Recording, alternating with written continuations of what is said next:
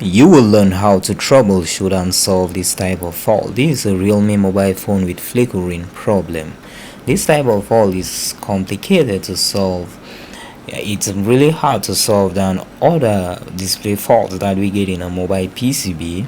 And also the display is not a problem. If you see me opening the PCB, it means that they have tried a new screen. The technician who gave it to me tried a new screen, but still the same fault.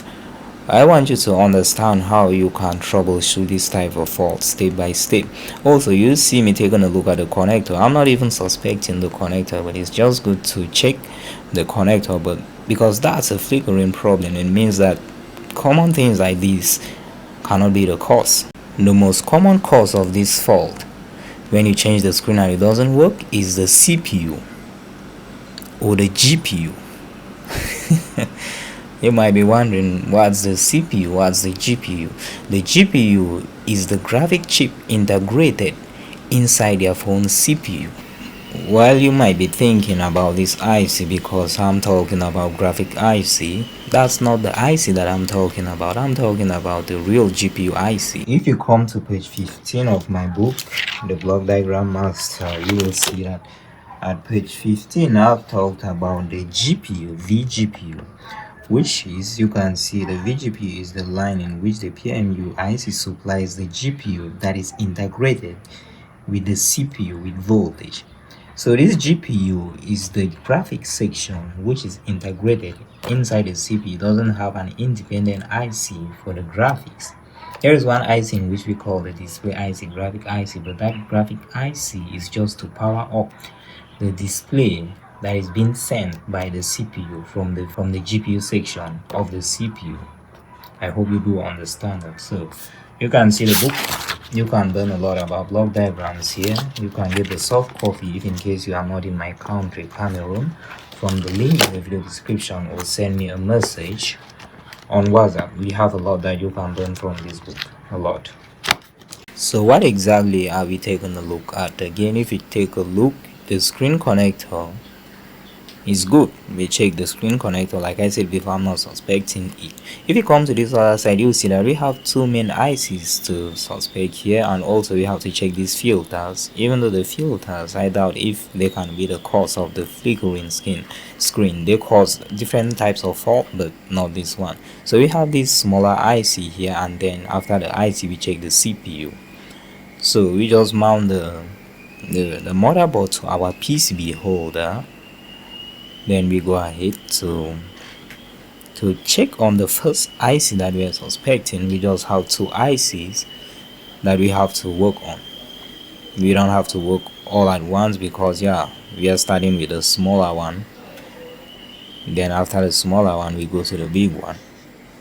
So what I'm doing right here, I'm testing the display filters. These resistors right here are just 0 ohm resistors, like 0 to 1 ohm resistors. So they are supposed to be when you are testing them, and also you have to confirm if all of them are 0 ohm resistors using their schematic diagram, in which I did, and you saw that. So we are protecting the other ICs plus the CPU, because first we need to handle this IC here, to see if, yeah, reballing the IC will solve the fault. So we are reballing, we are not changing because we don't have that IC. It will be very complicated to get that IC. So we are cleaning the solder part. I hope that you're also learning something from this, even though I fast forwarded the video. That's just because, yeah, I have a lot of videos on reballing that you can learn how to reball, so that's why I forwarded the video. So I'm about to make the solder balls here using a universal stencil. I uploaded a post about my best settings, the best settings that I used. You should also use when reballing with a universal stencil. You should check that out on my Facebook page. So now the IC is ready to be reballed. You can see the beautiful solder balls right there. We just have to mount the IC, and hopefully if it was an open circuit, something like that, then the screen should be okay. So let's just mount that. and see how everything goes. You can see the IC automatically balanced. Then we shake it just a little bit, just like that, and smooth. Clean the PCB, cool down the PCB. Then yeah, the next thing that we have to do, obviously, we go ahead to test the PCB and see.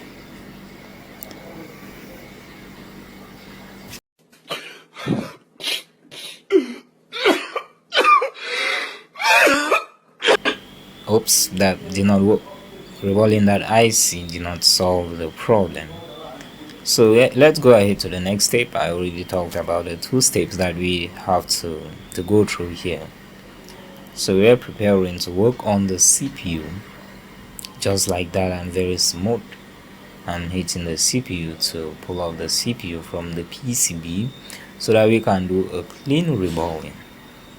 Because like I said about the thing that I said about the other IC, if there is an open circuit, it can cause this type of fault under the CPU or under that IC, which also controls the display, because the display lines are from the CPU, they pass through that IC. In most phones, they will go straight to the CPU without passing into any IC, without connecting to any IC like that IC right there. So I was surprised to see that we have another IC connecting the display lines that are linked to the display line. So I'm smoothing the CPU part in the mobile PCB, cleaning off that solder, that unwanted solder, also making sure that the PCB looks beautiful while I do the stuff. So this part right here peeled off, and that's a no connection part.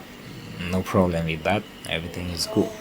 And also, I forgot to tell you something. This type of fault, you have to talk with the customer well, because yeah, you don't want something to be like, okay, I want the phone to be like it was. So if you are not really sure that you can work on the phone and the phone will still be powering on, even if it's not going to work, then yeah, just tell the customer that it's 50-50. I will tell you exactly why you need to be very careful and talk to your customer when you get this type of fault. If the CPU, if the GPU is partially damaged internally, there is a high possibility, a high chance that just by hitting the IC a little bit, the phone won't display again, or not even switch on. So that's the reason why you need to be very careful before you doing this type of stuff. You need to make sure that your customer is understandable by talking to the person you get. So I'm using a universal stencil to reball the CPU. I don't have the CPU, the stencil for this particular CPU, and it's such a pain reballing these such big CPUs with a universal stencil, but yeah, that's still fine. I do this. So I do that. It takes a lot of practice to be able to reball this type of CPU with a universal stencil.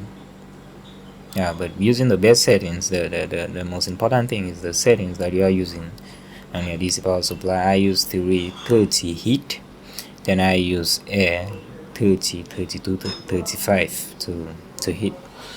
You get. So now let's mount back that IC just like that, and very smooth, and let's hope that everything works. Let's hope that it was just a disconnection, open circuit and all that. Yeah, just do that just like that. Shake the IC a little bit, then clean off the IC just like that, and very smooth. If you need my courses, my professional level course, you can get my basic and professional level course to learn how to do proper troubleshooting just like that. You get. Jesus is Lord. Here is God. It is what it is. It is what it is.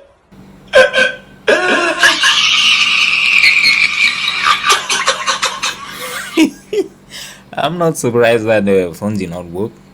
Yeah, I thought of this, that the GPU chip might be damaged, or also that small IC that we reballed at first can be damaged.